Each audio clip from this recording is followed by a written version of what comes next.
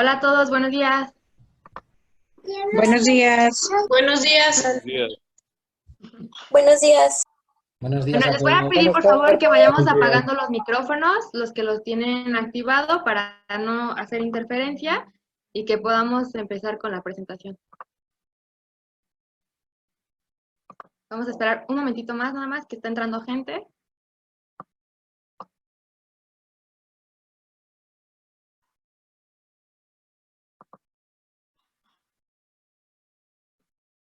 Bueno, pues vamos a empezar. El día de hoy, como les comenté, tenemos dos invitados de talla internacional, así que les quiero presentar a Teresa Gómez González.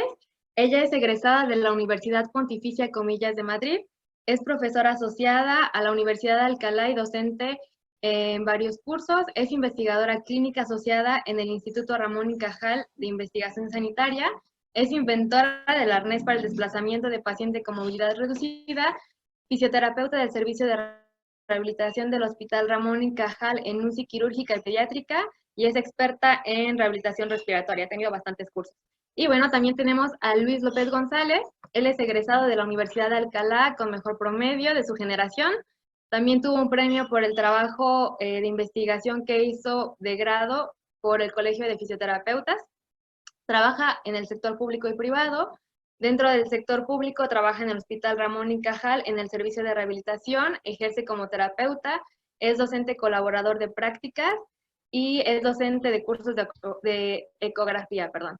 También es docente en posgrados en el máster de fisioterapia manual del aparato locomotor en la Universidad de Alcalá y dirige tesis de posgrado. Y es experto en terapia manual, terapia invasiva y técnicas ecoguiadas. El día de hoy nos van a presentar el tema COVID-19, situación epidemiológica en España y fisioterapia frente a la pandemia. Así que Luis nos va a presentar los primeros tres temas y posteriormente Teresa va a hacer la intervención. Así que Luis, te dejo la palabra. Muchas gracias por aceptar esta invitación. Bueno, pues muchísimas gracias, Betsy, por la presentación y por la invitación a participar en esta charla con todos ustedes.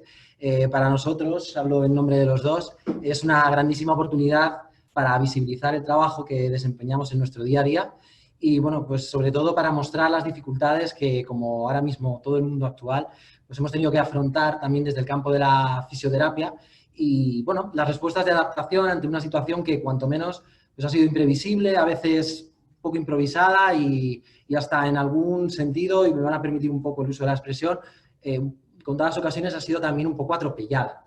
O sea, tener que ir improvisando sobre la marcha, ¿no? En función de las necesidades del servicio, no solamente del nuestro, sino del hospital en general. Aprovecho para dejar constancia, Betsy, de tu gran profesionalidad, de tu generosidad por permitirnos estar aquí y la verdad que es muy interesante poder compartir espacios como este.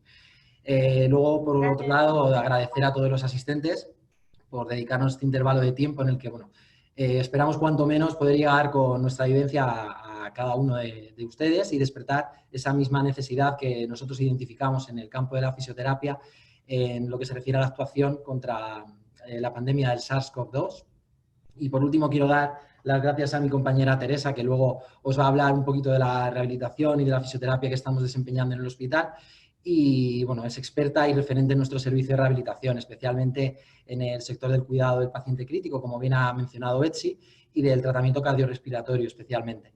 De ella aprendo cada día y, bueno, pues no puede estar hoy en mejor compañía. O sea que esperamos que sea enriquecedor para todos y, sin más dilatación, pues voy a dar paso a nuestra presentación.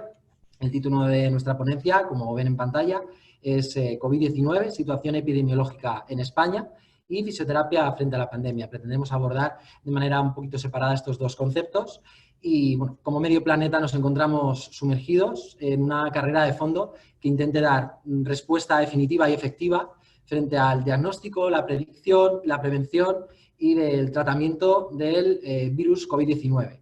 Respuestas igualmente basadas en la evidencia contrastada como respaldadas por la literatura científica. El incuestionable problema que tenemos en este sentido es que no hay evidencia científica, tenemos un gap, una ausencia de evidencia científica y sobre todo nuestra falta de experiencia frente al tema, que nos ha obligado en cierto sentido a plantear una transformación en nuestros hábitos de trabajo y de una manera más particular en nuestra manera de entender la fisioterapia. Con nuestra presentación no pretendemos en ningún momento arrojar verdades absolutas, no disponemos, ojalá tuviéramos la receta magistral, pero sí hacer valer de alguna manera nuestra práctica clínica como parte del eslabón sanitario de recuperación y de adaptación de aquellos pacientes con coronavirus. Entonces, como gran parte de los que nos escuchan se encuentran fuera de España, vamos a hacer una descripción de los aspectos más puramente epidemiológicos y sociales que nos va a permitir contextualizar y poner en valor cuál ha sido la toma de decisiones hospitalarias. Por otro lado, pondremos como ejemplo nuestro propio hospital, el Hospital Ramón y Cajal, y la adaptación de nuestro servicio de rehabilitación de manera particular, ya que cada centro sanitario pues, bueno, ha ido adaptándose de una diferente manera a la situación pandémica. Y como decía al inicio, no tenemos ningún tipo de modelo predictor, por lo que todas estas respuestas deberán desgranarse cuanto menos en un futuro y de una manera más retrospectiva.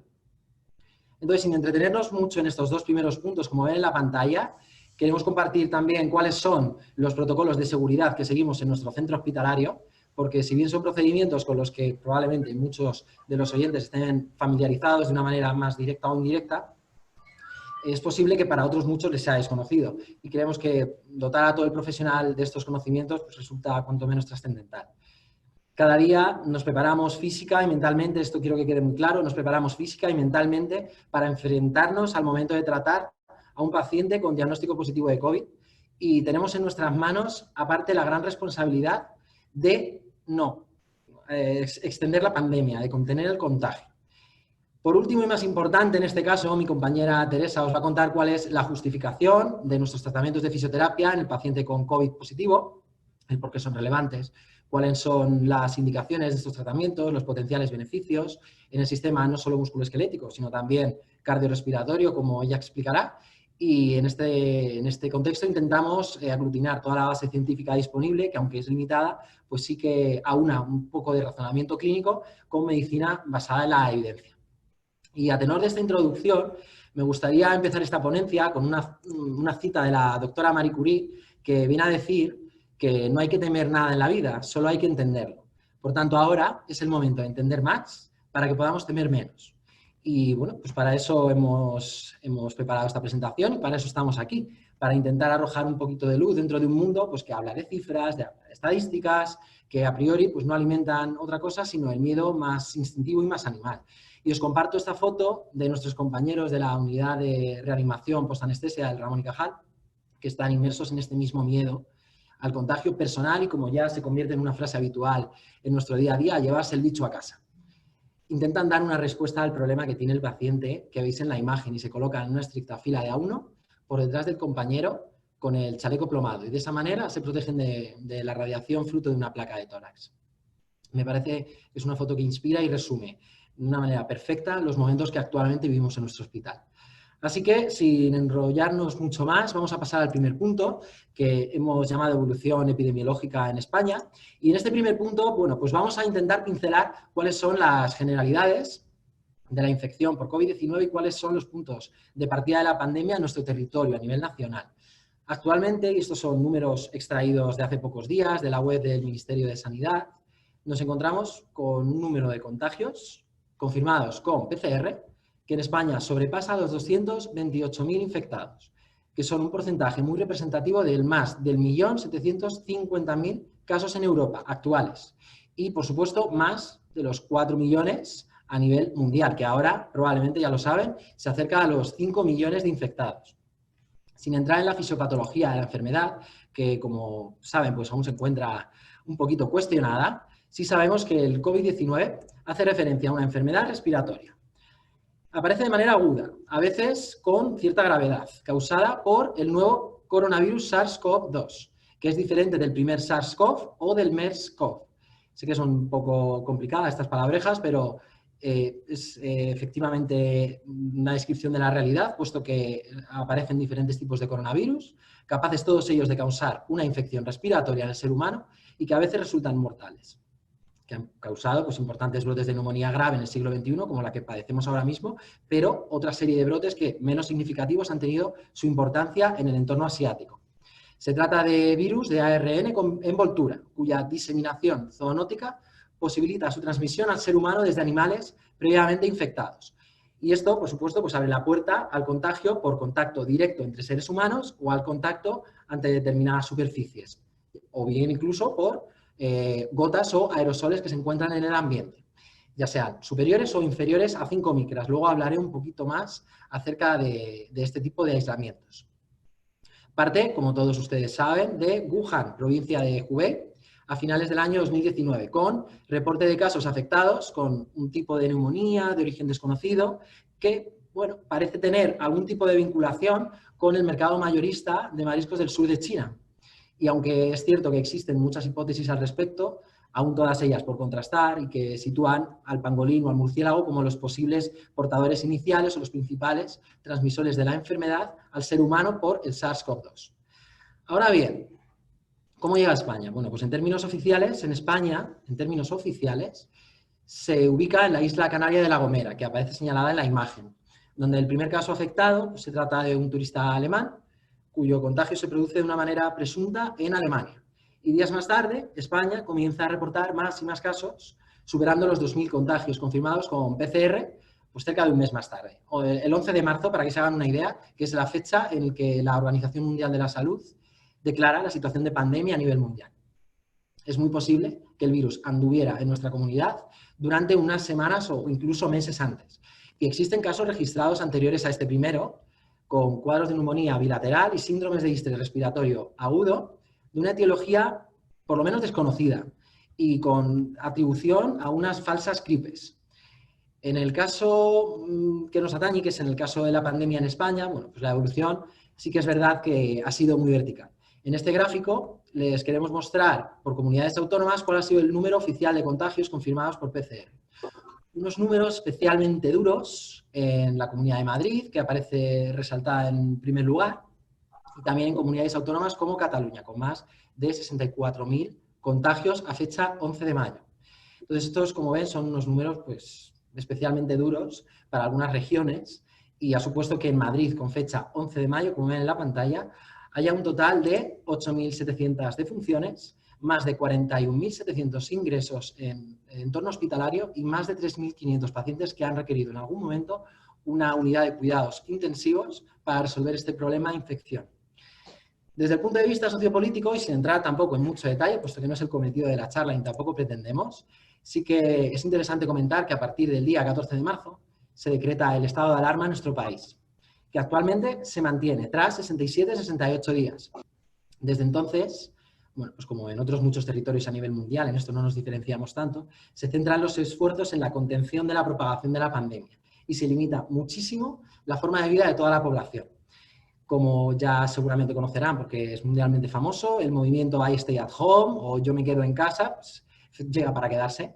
Y bueno, es cierto que nos gustaría comentar que a nivel social, a las 8 de la tarde todos los días, hora en la que comienza esta ponencia, a lo cual les tenemos mucho que agradecerle, miles de ciudadanos se citan en sus ventanas y balcones para aplaudir nuestra labor, pero no solo la nuestra, sino también la de cuerpos de seguridad y de profesionales que cubren en días como hoy pues, los servicios mínimos. Entonces, en resumen, durante 2 meses España ve como prácticamente todos sus engranajes y actividades se paralizan por completo y los ciudadanos, casi sin excepción, se quedan en sus casas, salvo para el estricto cumplimiento de estas actividades laborales o para la prestación de servicios que, como repito, son puramente esenciales. ¿En qué situación nos encontramos ahora? Bueno, pues ahora mismo, gracias a Dios, nos encontramos en una situación de desescalada en la gran parte de las comunidades autónomas a nivel nacional. Nosotros nos encontraríamos aún en fase 0, igual que algunas provincias de Cataluña. Pero sí que es cierto que la realidad de nuestro país es que la mayor parte de los territorios se encuentran en una fase inicial o fase 1 en la desescalada. ¿De qué depende esta fase de desescalada diferente en cada territorio? Bueno, pues el Ministerio de Sanidad, en este caso, permite que cada territorio ajuste las restricciones de la movilidad de acuerdo no solo al número de contagios, sino también a las medidas que cada región ha adoptado para la detección y el seguimiento de los nuevos casos y, sobre todo, a las posibilidades que cada territorio tiene para albergar un posible repunte en un futuro próximo, cosa que esperemos pues, no ocurra. Bien, todo esto, pues eso, permite hacernos una idea de cuál es la situación a nivel sociopolítico, pero no refleja cuál ha sido la realidad a nivel sanitario. Entonces, os queremos mostrar cuál es la situación hospitalaria de manera actual, poniendo como ejemplo pues, nuestro hospital, el Hospital Ramón y Cajal. Para que se hagan una idea, el Hospital Ramón y Cajal, de manera normal o de manera ordinaria, cuenta con unas 901 camas para pacientes ingresados. ¿Bien? Bueno, pues con el desarrollo de la pandemia, el porcentaje de ocupación de pacientes con diagnóstico de COVID ha podido alcanzar o incluso superar el 90%. Entre el 90 y un 100% de la ocupación de todo el hospital ha sido por pacientes con un diagnóstico positivo de COVID-19. Y de hecho hemos visto desde el inicio cómo día tras día las zonas que parecían limpias o no infectadas han comenzado con brotes, con unos primeros casos de contagio y en pocas semanas pues podemos decir que todo el hospital llega a convertirse en una zona sucia donde resulta extremadamente difícil hacer la diferenciación de cuáles son las zonas libres de virus, de cuáles son las zonas verdaderamente infectadas, confirmado. Por otro lado, bueno, pues se produce un aumento sustancial de la capacidad de las unidades de cuidados intensivos, que rápidamente ven crecer el número de pacientes con posibilidad de albergar en estas unidades. En nuestro caso particular, las unidades de cuidados intensivos del Hospital Ramón y Cajal permiten hasta un total de 36 camas o un total de ingresos de 36 pacientes. Bien, bueno, pues con toda esta pandemia, para que se hagan una idea, se ha visto triplicada esta capacidad, superando incluso los 110 pacientes ingresados de manera simultánea. Hemos pasado de 5 unidades de cuidados intensivos a 10 unidades intensivas COVID positivo. Se han duplicado nuestras unidades de cuidados intensivos, si bien se ha triplicado la capacidad de pacientes, y todas estas unidades se han destinado al tratamiento casi exclusivo de los pacientes críticos con un diagnóstico de COVID-19.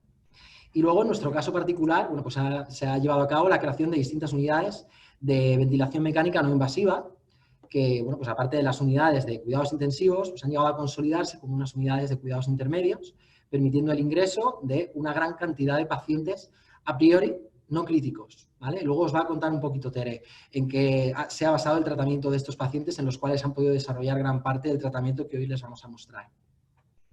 Es innegable que durante todo este proceso hemos estado al borde del colapso sanitario. Y esto es innegable, algo que da igual el color político, es así. Hemos estado al borde del colapso sanitario. Y los números, como han podido ver en la pantalla, pues hablan por sí solos. Para hacer frente al colapso, bueno, pues ha sido trascendental, entre otras cosas, la habilitación de distintos espacios sociales como el recinto ferial de Madrid, el IFEMA, el famoso IFEMA, que ha conseguido albergar pues, hasta 4.000 pacientes con un diagnóstico de COVID y a tratar de manera simultánea a más de 350 pacientes con diagnóstico positivo. Y aparte de ello, bueno, pues igual que probablemente ha ocurrido en otros territorios, se ha llevado a cabo un proceso de medicalización de hoteles a los cuales se ha dotado de recursos materiales y humanos para desarrollar esta tarea de tratar y poder prevenir la pandemia, tratar de contenerla en su medida. Estos hoteles, entre otras funciones, pues han estado destinados a sanitarios que convivían con personal de riesgo, personal, pues hablamos en este caso inmunodeprimido o con algún tipo de comorbilidad cardiorrespiratoria que ponía en riesgo la salud de este familiar. Y por tanto, estos hoteles también han ido destinados a estos sanitarios que de manera provisional han ocupado parte de estas habitaciones. Pero de una manera un poquito más exacta, ¿qué es lo que ha pasado con nuestro servicio? Bueno, pues contamos con varios espacios destinados a la rehabilitación traumatológica, respiratoria, electroterapia, fisioterapia neurológica, pediátrica y otros espacios destinados a la terapia ocupacional. En estas imágenes que les mostramos abajo y a la izquierda, les dejamos varias imágenes del gimnasio de trauma en una situación de cierta normalidad. A la derecha, con la imagen que aparece ahora en pantalla, es el proceso de mudanza. En el caso en el que aparece en la pantalla, pues veríamos el gimnasio de fisioterapia neurológica y, bueno, pues aquí unas fotos de cómo quedaron los gimnasios preparados para convertirse en unidades de ventilación no invasiva, de las cuales pues, realmente no hemos salido, con una capacidad de atender hasta 30 pacientes de manera simultánea, ¿vale? Y bueno, ¿por qué digo que no hemos salido? Pues bueno, porque si bien nuestro servicio se compone de 33 fisioterapeutas, todos ellos con distintas especializaciones, como bien hemos comentado, introducido anteriormente, todos los esfuerzos del personal pues, han ido destinados única y exclusivamente al tratamiento motor y cardiorrespiratorio de los pacientes de la UCI y de la planta. Y bueno, es cierto que en un intervalo de tiempo hemos compaginado esta labor reforzando otros servicios del hospital o planificando y unificando criterios de tratamiento en nuestras distintas unidades. intentando, pues como veis en la imagen, pues no perder el buen humor. Bien, a continuación vamos a abordar el tercer punto, que ya empieza a ser un punto, desde mi punto de vista, un poquito más interesante, donde nuestra intención es resumir las directrices que hemos seguido en nuestro centro hospitalario, que bueno, pues seguramente no diferirán en gran medida de las seguidas en otros hospitales en España. Pero bueno, en este caso el Servicio de Preventiva y de Salud Laboral del Hospital Ramón y Cajal ha sido el encargado de marcar puntualmente los criterios de seguridad para todo el personal sanitario y ha actualizado cuidadosamente todas las pautas y las normas de prevención para el personal trabajador del hospital. Además, también ha sido el organismo responsable de identificar, de reportar y de hacer el seguimiento de todos aquellos profesionales del Hospital Ramón y Cajal que en algún momento o han tenido algún contacto con pacientes o con compañeros con un diagnóstico de COVID positivo, instando a informar durante entre 7 y 14 días sobre la aparición de los posibles síntomas, que como todos saben son la tos, la fiebre, en este caso para salud laboral mayor de 37,5 y disnea principalmente. Estos 3 primeros síntomas son los que más han importado a salud laboral y que debían ser reportados durante estos 7-14 días desde el inicio del contacto con el posible positivo. Recordemos que, bueno, esto tiene todo el sentido, puesto que la tasa de infección entre sanitarios, por lo menos en nuestro país, ronda el 20% del total de los infectados. De hecho, bueno, pues las recomendaciones de salud laboral enfatizan lo que ya muchos conocemos, especialmente las medidas de prevención estándar, como saben, el distanciamiento social, más allá del 1,5 metros o 2 metros, las precauciones a la hora de toser sobre la flexura del codo o evitar tocarse la superficie facial y, por supuesto, pues la higiene habitual de las manos. Ha habilitado APPs, ha puesto a disposición de los trabajadores pues, determinados teléfonos de atención para resolver las dudas al respecto de posibles sospechas de infección de coronavirus y ha tramitado todas las bajas laborales del personal con diagnóstico confirmado o al menos con una necesidad de aislamiento por seguridad.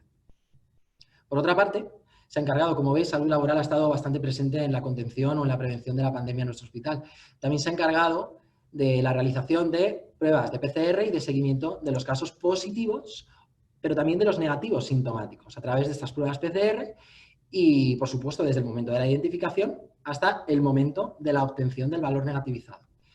Y ha sido el encargado de poner en marcha un proyecto de investigación, del cual me gustaría hablar un poquito, que habla del análisis o de la seroprevalencia y de la detección de los portadores asintomáticos a través de 2 test de anticuerpos, que seguramente a muchos les suena, la detección de la inmunoglobulina G y de la inmunoglobulina M, que son marcadores, sin entrar en mucho detalle, son marcadores de infección por coronavirus, ya sea de manera activa, actual o de manera pasada.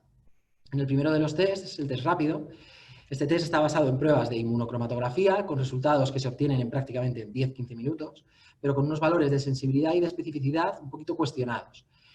Estos valores de sensibilidad y especificidad se ven reforzados con el segundo test, que es el test ELISA o de quimioluminiscencia, que ha sido diseñado por una empresa española precisamente y que ofrece unos valores de sensibilidad y de especificidad bastante mayor que los anteriores.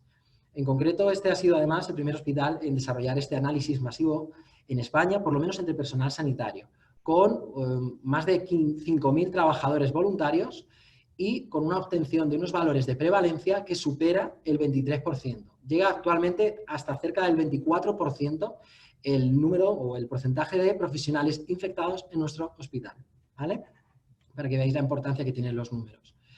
En nuestro servicio, concretamente, pues hemos tenido varios casos confirmados con PCR positiva desde finales de febrero, principios de marzo, aquí un servidor, luego todas las preguntas que queráis, de los prácticamente asintomáticos, por lo que seguimos extremando las medidas de prevención estándar y todas aquellas medidas que están más adaptadas al entorno hospitalario, como luego verán en las siguientes diapositivas. Y de todas ellas, me reitero, la más importante, con una línea estratégica por la propia OMS, manos limpias salvan vidas, es como se llama la línea estratégica en la cual invierte la OMS, la correcta higiene de manos, que de manera muy sencilla, ha de enfatizar estos 5 momentos que les muestro en la siguiente diapositiva, que son, aunque todos ellos los conocen, pero bueno, quiero resaltarlo porque estamos en unos momentos en los que esto tiene que quedar, creo, más que claro. Antes del contacto con el paciente, por supuesto, o antes de realizar cualquier tarea séptica, tras cualquier riesgo de exposición a los fluidos corporales, después del propio contacto con el paciente y tras el contacto con el entorno del paciente, que no es lo mismo que el punto anterior. a modo de recordatorio, también queremos dejar un vídeo que se va a mostrar a continuación, a modo de ejemplo de un protocolo, cualquiera es válido, de higiene de manos, ¿vale?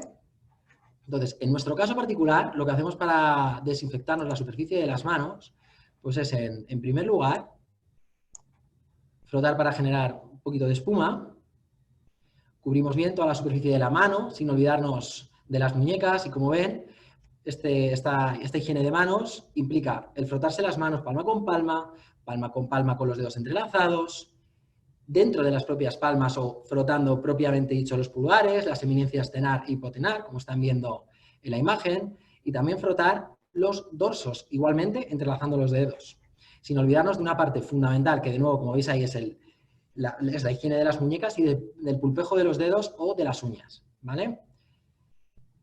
Por último, aclararíamos con agua y, como me vais a ver en la imagen, cogemos trozo de rollo de papel, nos secamos y aprovechamos ese momento para, con el grifo abierto, cerrar, interponiendo entre nuestra mano y el grifo ese mismo rollo de papel.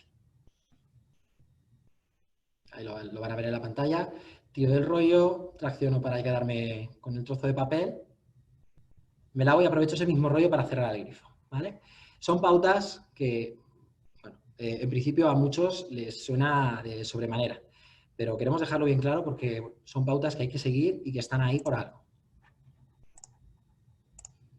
Bien, en nuestro caso, ¿con qué se recomienda hacer la higiene de manos? Bueno, pues la OMS reconoce tanto el uso de jabón antiséptico, sobre todo, en este caso sería al inicio y al final de la jornada sanitaria, como el uso de una solución hidroalcohólica, en momentos que están más destinados, en este caso, al contacto con el paciente o antes y después de cualquier tipo de intervención. En el primer caso, se recomendaría pues, tiempos de lavado de manos de hasta 1 minuto y hasta 20-30 segundos en el caso de la solución hidroalcohólica. También son posibles los lavados con povidona iodada o clorhexidina, pero no son los más adecuados en nuestro contexto y quedan más reservados al entorno o el contexto quirúrgico. Alcanzarían tiempos de desinfección, como ven ahí, poco asumibles para hacer un tratamiento eficaz del paciente y que podrían superar fácilmente los 5 minutos. Este sería el lavado que conocemos como lavado de manos quirúrgico. Y bien, aquí un poco la parte quizás más interesante de los protocolos de seguridad que aunamos en el hospital y que cada día tratamos de hacer a la perfección, ¿no? Que serían los protocolos de aislamiento. Pues el ejemplo que en nuestro servicio se propone como aislamiento, puesto que nuestro contacto es muy estrecho con el paciente, es el aislamiento aéreo y de contacto estricto. Bien, en este aislamiento hay que diferenciar lo que son las medidas de precaución o de prevención universal, que son las que en su pantalla aparecen en el margen izquierdo, que incluyen el lavado de manos, el uso de guantes, el uso de mascarilla, bata o gafas, si es necesario. Estas son las precauciones universales. Desecho de los residuos según la normativa de cada centro hospitalario, el transporte y la correcta manipulación de la ropa usada y dotar de habitaciones individuales siempre dentro de las posibilidades, limitando los transportes o los traslados del paciente sin motivo justificado. Aparte de estas medidas, se añaden las medidas estándar de transmisión por contacto y las medidas de transmisión por aerosoles y con partículas con un tamaño inferior a las 5 micras y que podrían de alguna manera inhalarse. Y para evitar esta transmisión, pues utilizamos batas limpias estériles. Voy a leer ahora, los voy a describir las medidas que quedarían en el margen derecho. Uso de batas limpias estériles tanto al entrar como al salir del entorno del paciente. El uso de jabón antiséptico si existen, sobre todo, organismos multiresistentes. Utilizar mínimo 2 pares de guantes. Verán que en nuestro protocolo de aislamiento utilizamos hasta 3. El uso de mascarilla con filtro FFP2 o FFP3 y de protección frente a las salpicaduras. Las mascarillas FFP2 o FFP3, nosotros según protocolo utilizamos aquí FFP2, que tienen un poder de filtración de por encima del 92% y hasta un máximo de un 8% de fuga. Estas mascarillas nosotros las utilizamos para tratar al paciente con fisioterapia motora. Reservamos las mascarillas FFP3, lo que no quiere decir que necesariamente tengan que proteger más. Utilizamos las FFP3, que tienen un filtro que puede alcanzar un poder de filtración de hasta el 98% y hasta un máximo del 2% de fuga.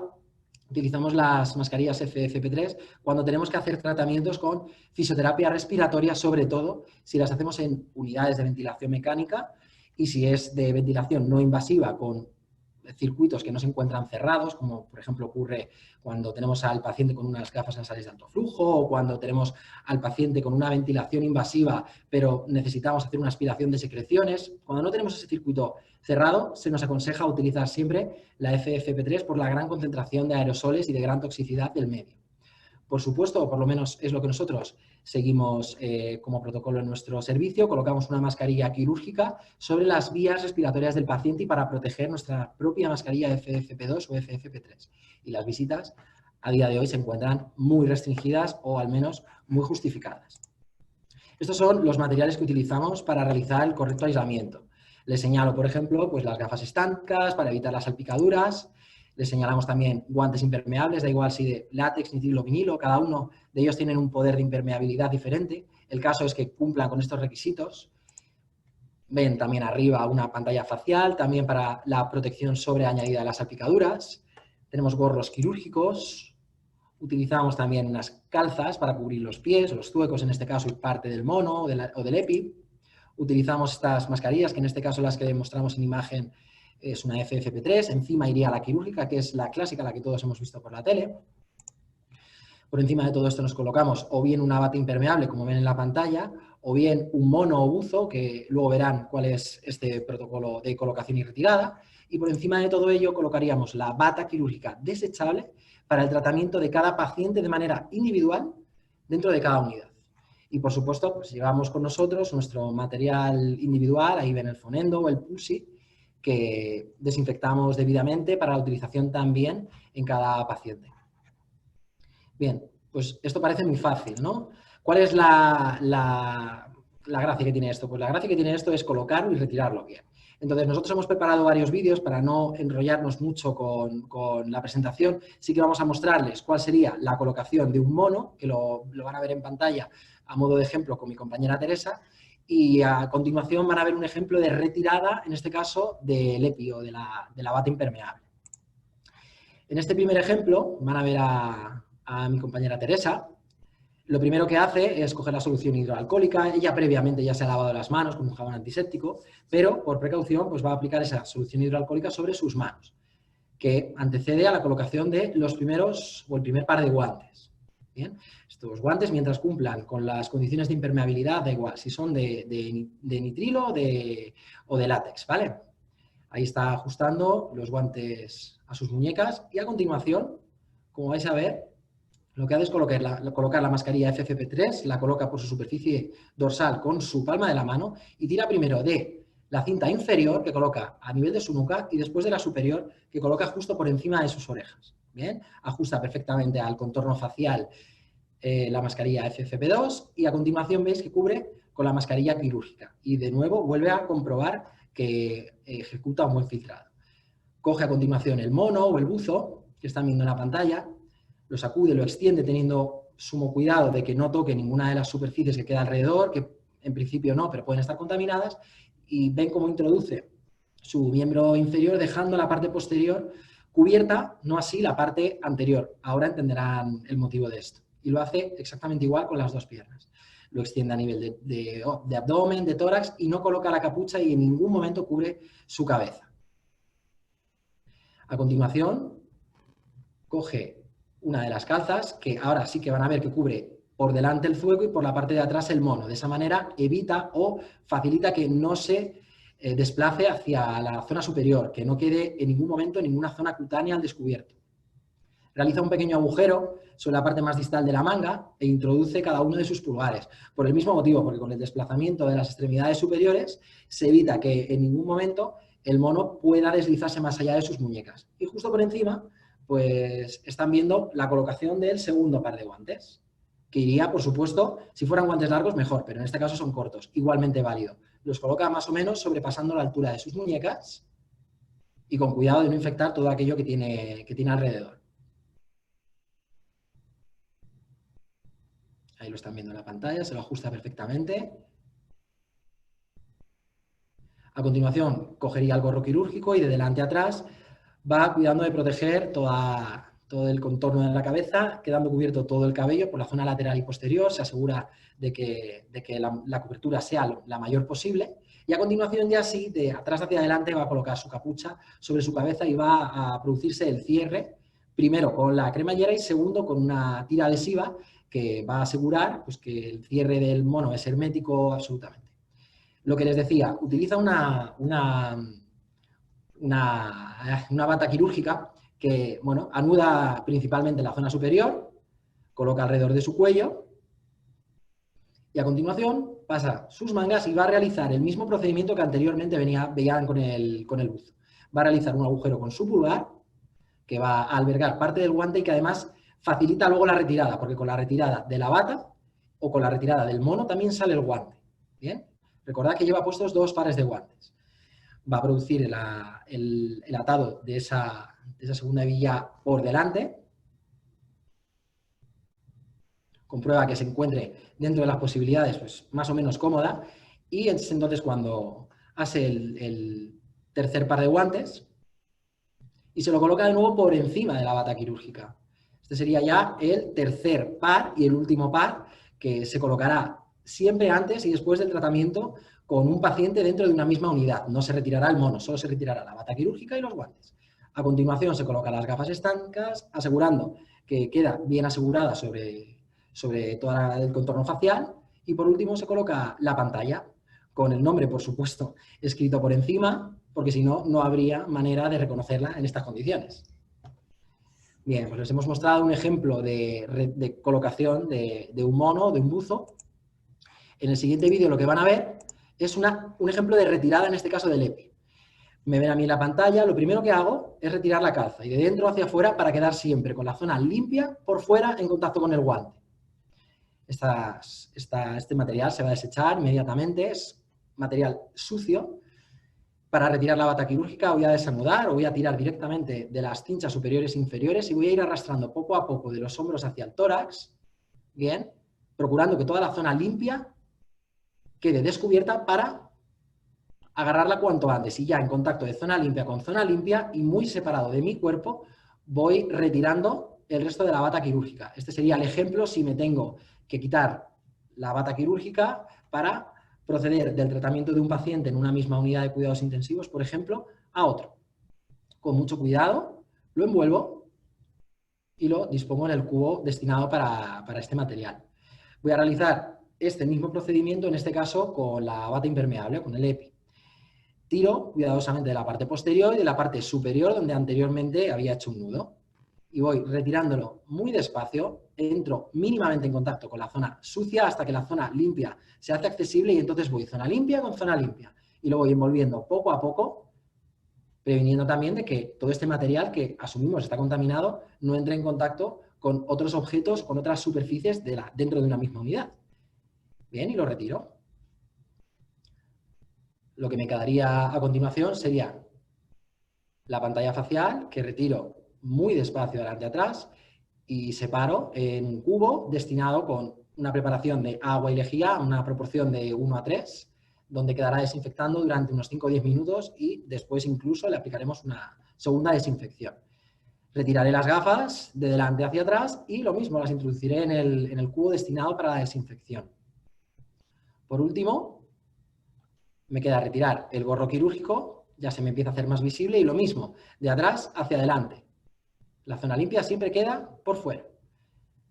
Me quedaría la mascarilla quirúrgica que desecho, ya no vuelvo a utilizar, pero sí voy a utilizar para otras intervenciones la FFP3. Por tanto, me la retiro con mucho cuidado y siempre hacia adelante. Primero va la tira inferior y después la superior, en el mismo orden y sin cruzarse que se colocaron. Y ven que no entra en ningún momento en contacto con mi cara. Para retirar el último par de guantes, puesto que el segundo y el tercer par salieron con la quirúrgica y con el EPI, retiro intentando dejar siempre al descubierto en cuanto pueda la zona limpia y los destino al cubo que tenemos preparado para este fin. Bien, bueno, pues espero no haberles aburrido demasiado. Ahora voy a dar el paso a Betsy, que les va a introducir un poquito también a mi compañera Teresa, que les va a contar un poco la parte, creo, más importante, que es el papel de la fisioterapia hospitalaria y el tratamiento que actualmente hacemos con pacientes con diagnóstico de COVID-19. Así que nada, por mi parte, muchas gracias y luego quedamos para el turno de preguntas. Gracias, Luis. Pues sí, a continuación, Teresa va a seguir con la parte de fisioterapia respiratoria y todo el tratamiento que dan. Así que, Teresa, muchas gracias y adelante. Muchas gracias, Betsy, y muchas gracias, Luis, por la presentación. Bueno, como ha dicho Betsy, yo soy Teresa y os voy a contar un poquito el papel de la fisioterapia hospitalaria. Cómo hemos estado trabajando nosotros en el hospital donde desempeñamos nuestra actividad y a ver qué tal.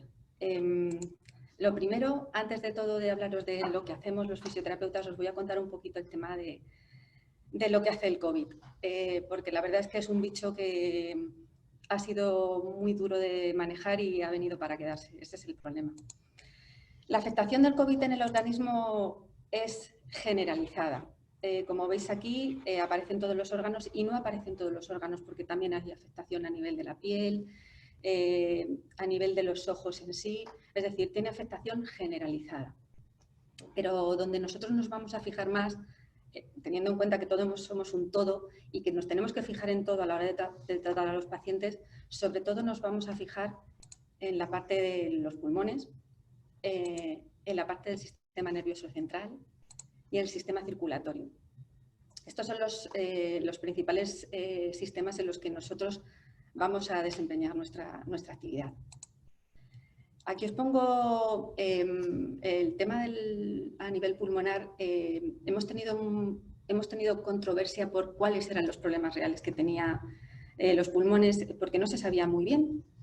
En este caso, la Organización Mundial de la Salud dijo que no se deberían hacer, después de fallecidas las personas, hacerle análisis de los pulmones porque no era lo mejor por la diseminación del virus. Pero no obstante, los italianos, que son muy suyos, sí que decidieron hacer autopsias. Hicieron autopsias a muchísimas personas, casi 200 y pico casos. Y en estas autopsias descubrieron que el problema real que había era un daño alveolar difuso. Esto lo que demostraba es que había una lesión en los neumocitos que provocaba un cambio en su morfología. Ese cambio en la morfología evidentemente va a hacer que no funcionen bien. Además de eso, se descubrió algo muy importante, que fue que aparecían trombosis en las arterias pulmonares de pequeño calibre, es decir, la que hacían el intercambio gaseoso a nivel alveolar. ¿Cuál es el problema de esto? La consecuencia es que si tenemos un problema a nivel de los neumocitos y un problema a nivel del sistema circulatorio cercano a esos alveolos, tenemos un problema de hipoxia. Es decir, no llega a haber intercambio de oxígeno en el organismo. Ese es el mayor problema que nos encontramos con el tipo de pacientes que tenemos con COVID, que tienen una hipoxia muy generalizada y muy grande. ¿Qué pasa? Que al darse cuenta de que había una trombosis en las arterias pulmonares, se están planteando si puede ser un buen tratamiento los anticoagulantes para estos pacientes. Otro daño que también se ha visto es que hay una lesión neurológica bastante seria. Y aquí tengo otro trabajo que os enseño del Lancet Neurology, que hicieron una serie de casos en Wuhan con también muchísimos pacientes. Y de los más graves se descubrió que un porcentaje enorme tenían afectación del sistema nervioso central, como podría ser la presencia de ictus, que hay muchos casos con ictus. También había afectación del sistema nervioso periférico, que es muy frecuente, se ha visto muchos casos que la gente pierde el sentido del gusto y del olfato y además lo mantienen durante mucho tiempo. Incluso todavía se están preguntando si habrá gente que lo volverá a recuperar. Y otra afectación importante es la musculoesquelética, que es la que más nos interesa a nosotros ahora mismo. Con las polineuropatías tan generalizadas que se hacen y en un lapso de tiempo pequeñísimo. Pero además de esto, se unen otras cuantas cosas y es la debilidad asociada que se da en la UCI. Sobre todo los pacientes que están en UCI, aparte de los problemas que os he contado, tienen asociados otros problemas y es que están mucho tiempo inmovilizados. Hay enfermos en la UCI que pueden llegar a estar casi 1 mes y medio metidos en la UCI. ¿Eso qué supone?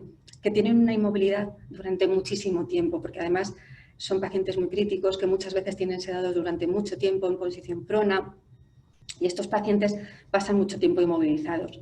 ¿Eso qué consecuencias tiene? Pues que el diámetro y la longitud y la contractilidad de la musculatura se pierde totalmente. Además, asociamos a esto que por el propio COVID las glucemias se alteran muchísimo. Además, se están tomando corticoides porque es una lesión que provoca mucha inflamación, con lo cual se les dan corticoides.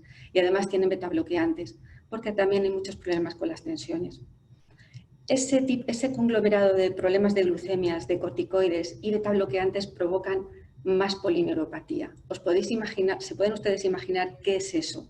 De tener una persona con una lesión en el sistema nervioso central que provoca polineuropatía, asociado a todo el conglomerado que tenemos en la UCI, crea una polineuropatía tan grande que es necesario empezar con estos pacientes lo antes posible. ¿Qué papel tenemos los fisioterapeutas en esta situación? ¿Qué podemos hacer nosotros con los pacientes? Pues podemos trabajar en ese daño que tienen en la UCI. Trabajamos sobre el sistema nervioso, el sistema respiratorio a nivel de las infecciones respiratorias que aparecen asociadas al COVID. El tiempo de la ventilación, porque son pacientes que pasan mucho tiempo con ventilación mecánica. Al hacer fisioterapia respiratoria podemos ayudar a disminuir ese tiempo con la ventilación mecánica. Disminuimos la mortalidad por consecuencia de todo esto y disminuimos el tiempo de hospitalización del paciente. Y esto tiene unas consecuencias muy buenas. ¿Cuáles son estas? Pues una independencia funcional del paciente que va a crear calidad de vida y algo muy importante y desgraciadamente importante que es el ahorro sanitario. Porque realmente el COVID, con todo lo que os ha contado mi compañero ha creado una crisis económica tremenda. Y todo lo que sea un ahorro sanitario siempre va a venir muy bien. Porque no solo hay pacientes COVID, es que hay otro tipo de pacientes que vienen, que sigue habiendo enfermos y que hay que seguir tratando. Y es importante este ahorro sanitario. Por tanto, ¿qué vamos a evaluar los fisioterapeutas cuando estemos delante de un paciente? Lo primero y más importante es que estas evaluaciones tenemos que hacerlas cada día y es muy importante mirar la historia cada día. El equipo interdisciplinar es fundamental en el trabajo con estos pacientes COVID. Es muy importante ver la historia del médico, lo que cuenta la enfermera, no solo la enfermera, sino también el celador cuando lo levanta y las auxiliares. Tenemos que mirar muy bien la historia del paciente. Vamos a fijarnos en los valores respiratorios fundamentales, que son los parámetros ventilatorios. Si tenemos un paciente en ventilación mecánica, tengo que saber leer un aparato de ventilación mecánica. Aunque yo no lo controle porque para eso, por lo menos en España, quien lo lleva es el intensivista o el anestesista, sí que tenemos que saber leer un ventilador mecánico y utilizarlo si es preciso en algunos momentos, como ya os diré. Tenemos que saber leer una gasometría, tenemos que saber entenderla y qué podemos hacer con esa gasometría. Tenemos que controlar la saturación del paciente, la FiO2, que es el porcentaje de oxígeno que le va a entrar al paciente. Tenemos que saber auscultar, por supuesto, la auscultación es fundamental. Y tenemos que saber ver radiografías. La radiología es muy importante y nos va a ayudar mucho en nuestro tratamiento. Los TAC y las resonancias se ven mucho menos por una razón muy importante y es que el llevar a los pacientes a hacer este tipo de técnicas supone una diseminación del virus que tampoco es muy interesante y a no ser que sea imprescindible no se van a hacer. Pero las radiografías se hacen y como os ha enseñado mi compañero al principio de su presentación, se hacen con portátiles directamente en la UBI y en algunos casos creo que también se hacen en las plantas. Con lo cual las radiografías vamos a tener siempre a mano y hay que mirarlas. Otros datos de que nos van a interesar bastante son la temperatura del paciente, la tensión arterial que tenga, los datos de coagulación, por lo que os he contado antes. La piel es un órgano fundamental que nos va a contar muchísimas cosas y que tenemos que tener en cuenta. Tenemos que ver si tienen escaras, si están bien hidratados, la coloración del propio paciente. La piel es importantísima. Y el nivel de conciencia, por supuesto, hay que saber en qué nivel de conciencia está el paciente, aunque eso no nos va a impedir tratarlo. Bueno, aquí tengo el semáforo rojo que nos va a indicar los datos que necesitamos saber para poder tratar a un paciente. Yo sé que en la pantalla que estáis viendo podéis decir, madre mía, cuántos colores, cuántos datos, pero estos datos tenemos que conocerlos a la perfección. Cuando un compañero fisioterapeuta sube a planta o sube a la UBI, tiene que saber perfectamente estos datos, tiene que tenerlos en la cabeza para saber cuándo puede tratar a un paciente. De hecho, es algo que tuvimos que aprender todos antes de subir a ver al paciente.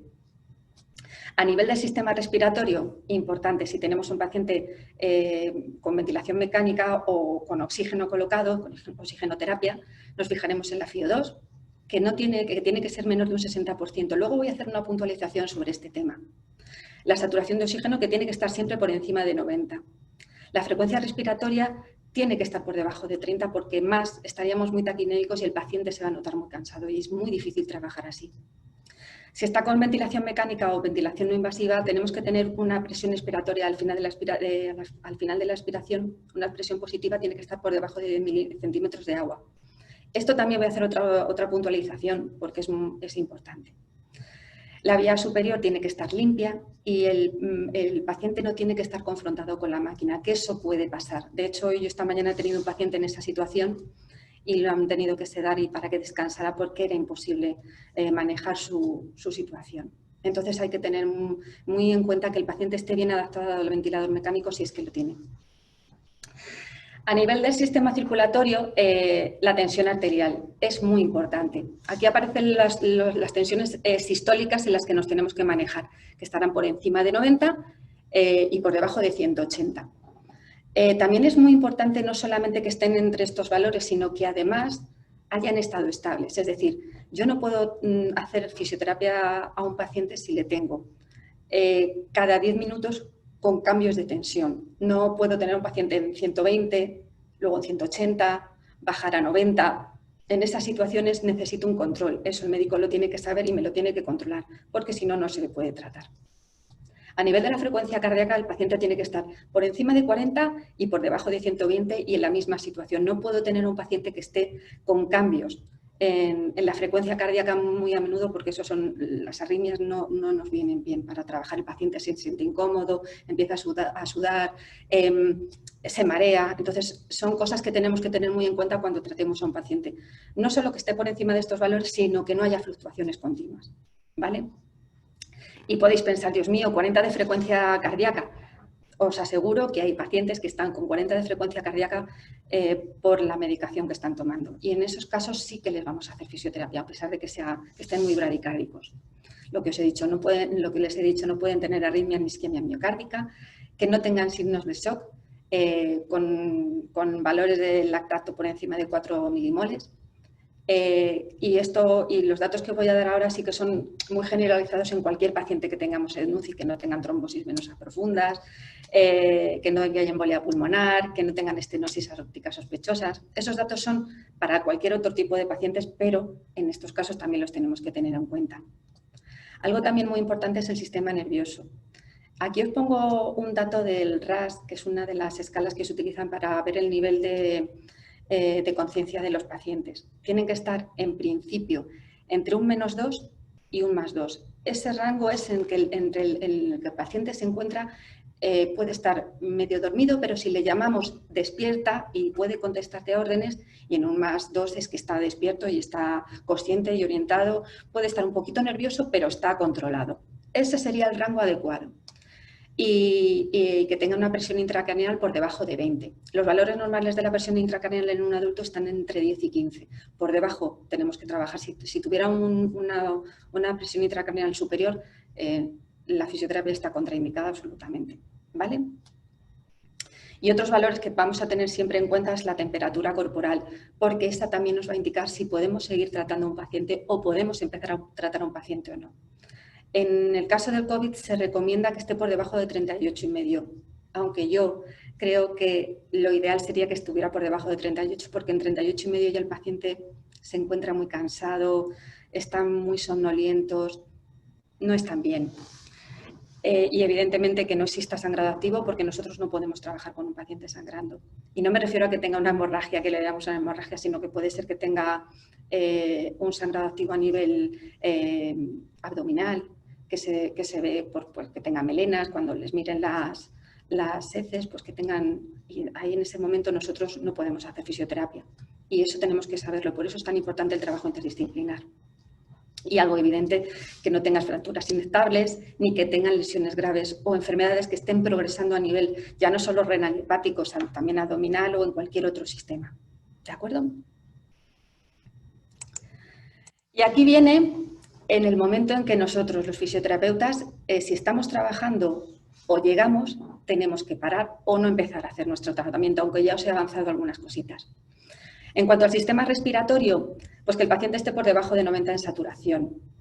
O no solo eso, sino que a lo mejor cuando estemos haciendo nosotros nuestra actividad, nuestro trabajo, veamos que al hacer el ejercicio, si le tenemos una saturación que consideramos normales y buenas, que esté en 96, 97, de repente, si estamos haciendo el tratamiento, tiene una bajada de 4 puntos en porcentaje de la saturación que tenía al inicio, tenemos que parar. Eso no quiere decir que digamos, hasta luego ya me voy. No, tenemos que parar la actividad, esperar a que el paciente recupere.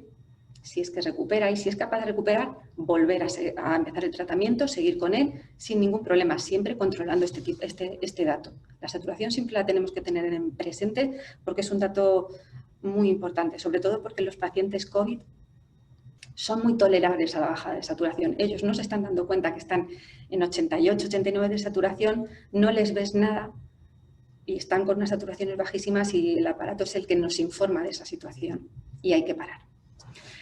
También tenemos que tener en cuenta si tenemos un paciente que está intubado, que pueda haber un desprendimiento que se desplace en la vía aérea. Vais a decir, van ustedes a decir, esto es imposible. No, sí que puede pasar y alguna vez pasa, porque el balón que tienen, que se infla, el neumo que se llama, se puede haber pinchado. Esas cosas pueden pasar, puede estar pinchado o no, o puede ser que no esté con la presión adecuada y sí que puede ser que el paciente mueva la cabeza y se desprenda la vía. Si eso pasa, tenemos que sujetar la vía al paciente, tenemos que dejarla fijada ahí, que no se mueva y avisar a los compañeros para que vengan a sujetarla o al médico en su caso si se le ha desprendido un poquito, porque es vida. O sea, si se le desprende la vía, el paciente puede fallecer. Entonces es muy importante tener esto en cuenta. En el sistema nervioso, si el paciente está muy inquieto, digo inquieto, quiere decir que está tan nervioso que no para de moverse, está muy agitado, suda. En esos momentos también tenemos que parar, hablar con el médico y que él decida cómo hacemos para que esta situación cambie. Y si revierte, seguimos con nuestro tratamiento. Es decir, este semáforo en rojo no indica que yo siempre tenga que decir, he llegado a estos datos, me tengo que ir. No, si son solucionables, nosotros seguimos con nuestro tratamiento. Si el paciente está fatigado, tiene disnea o es que no aguanta el tratamiento o simplemente si está consciente y está orientado y te dice, mire, no quiero hacer el trabajo de fisioterapia, nosotros no podemos obligar a la gente, sobre todo cuando son personas adultas y están conscientes. Nosotros intentamos con buenas palabras aconsejarle, decirle lo que está bien y normalmente todo el mundo, sin siquiera preguntar, aceptan todo fenomenal, pero hay algún paciente pues que te dice que no y si te dice que no, es que no podemos hacer nada. O si tenemos desconexión de las vías, que puede pasar, cuando estemos haciendo el tratamiento se puede desconectar el oxígeno, o tenemos algún drenaje, si estamos movilizando al paciente es posible que se desconecte algún drenaje, o los propios electrodos que tienen colocados se pueden desconectar, los volvemos a colocar, comprobemos que está todo bien y seguimos nuestro tratamiento. Pero el semáforo rojo siempre lo tenemos que tener en cuenta, es muy importante estar pendiente de todo esto para que no tengamos problemas. ¿Qué objetivos tenemos los fisioterapeutas a la hora de tratar a un paciente de COVID? Pues muy fácil. Sobre todo, lo más importante es la función respiratoria. Les he contado qué pasa con los pulmones, entonces es muy importante el control de la función respiratoria. Vamos a intentar mantenerla lo mejor posible, incluso no, hay que intentar mejorarla, esto es así. Un punto secundario a la función respiratoria es el drenaje de las secreciones. Si tenemos una vía aérea limpia de secreciones, nuestra función respiratoria va a ser mucho mejor. Es cierto, y lo van a ver ustedes en muchos casos, que el COVID no siempre cursa con secreciones. Hay muchos pacientes que no tienen secreciones. En esos casos, perfecto. Eso no quiere decir que no podamos trabajar sobre la función respiratoria. También vamos a mejorar su calidad de vida, ya no solo porque vamos a mejorar su función respiratoria, sino también porque vamos a mejorar su función motora, en la que vamos a trabajar, por supuesto. Esto va a reducir un montón las complicaciones y no se pueden imaginar cuánto las reduce. Yo lo digo mucho, este bicho necesita que nos movamos para que se vaya, para que desaparezca, necesita que nuestro cuerpo esté fuerte para poder vencerle. Entonces, todo lo que sea el movimiento, todo lo que sea el trabajo, va a hacer que este bicho podamos con él. Al conseguir todo esto vamos a mejorar nuestra calidad de vida, que también es un objetivo fundamental, las actividades de la vida diaria, y todo eso como resultado va a dar una mejoría en la calidad de vida. Y es muy importante conseguir esto, porque además los pacientes creen que nunca van a llegar a eso, y cualquier mejoría es un chute de optimismo que les ayuda muchísimo. Y vamos al tema de la fisioterapia respiratoria. Aquí tenemos a un paciente que está en ello. Bueno, a mí me encanta, o sea, yo reconozco que el trabajo que hacemos con este tipo de pacientes a mí me ha llegado al corazón y me parece que es de las cosas más bonitas que me han pasado como profesional, aunque sea la peor cosa que nos ha pasado como seres humanos en este mundo en el que estamos viviendo ahora. Pero a nivel profesional yo tengo que reconocer que a mí me ha llenado muchísimo. Así que os lo cuento con toda la emoción. ¿Cómo vamos a empezar los fisioterapeutas a trabajar? Pues una de las partes importantes es el posicionamiento en prono. Esta situación no solo es nuestra, también es de los médicos, de las enfermeras y de todo el equipo interdisciplinar que estamos trabajando. ¿Por qué? Porque estos pacientes presentan un síndrome de estrés respiratorio agudo impresionante, todos. General, todos. Entonces, ¿qué se ha visto? Que el posicionamiento en prono es fundamental porque va a mejorar la relación ventilación-perfusión. Tanto es así que puede mejorar los valores en un 60 o un 80% del oxígeno en sangre. Y ya les he dicho cuál es el problema que tenemos con las hipoxias, con lo cual es fundamental esto. Además, vamos a conseguir disminuir las áreas de Zoom. Al tener al paciente en prono tenemos un área de ventilación muchísimo más grande que cuando estamos en supino. Además de esto, muy curioso, es cierto que con el COVID hay edema a nivel pulmonar, y no solo a nivel pulmonar, sino también muchas veces a nivel cardíaco.